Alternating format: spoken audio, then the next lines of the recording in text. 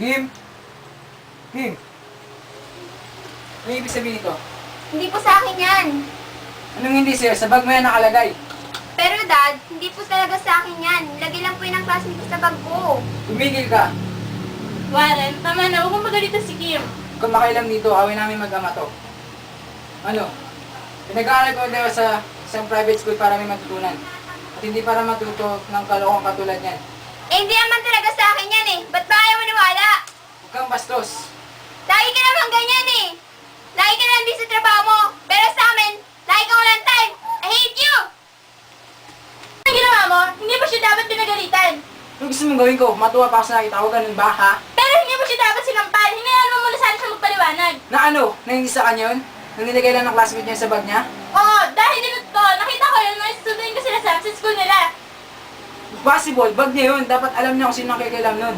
Dahil ba dyan sa katwiran mo, kaya mo siya sinampal? Huwag mong panguna sa pagdisiplina ako sa mga anak ko. Hindi ko pinangungunahan Let me kung... draw the line kung hanggang saan ka lang. Music teacher ka lang ng anak mo si Sam.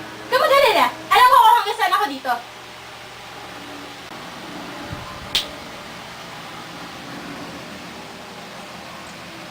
Sam, pumunta ka muna sa kwarto mo. Mag-usap kami ng daddy mo.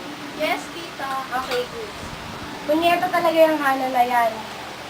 Ang kapal ng mukha. Warren, okay ka lang. Huwag mapagkukulang ko sa kanila. Wala kang pagkukulang. Wala kang pagkukulang sa kanila. Nagkaroon na kayo ng misunderstanding ng mga bata.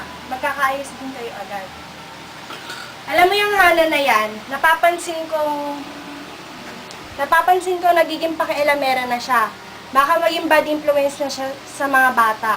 Dapat siguro palayasin na siya o kaya humanap na lang ng bagong music teacher ng mga bata. Buti pa itigil na natin itong usapan na to. Gusto ko na magpahinga. Matulog ka na rin. Ate Kim, mag-away ba kayo ni Daddy? Galit ka ba sa kanya? Sam, maniniwala ka ba kung sabihin kong nilagay na ng classmate ko yung sigarilyo sa bag ko? Of course, ate kita eh. Pero bakit si Daddy hindi yan niwala sa akin? Ewan ko, baka may big period. Hindi ka na nga, matulog na tayo. Daddy. Kim, what will you say to your dad? Good morning, Dad.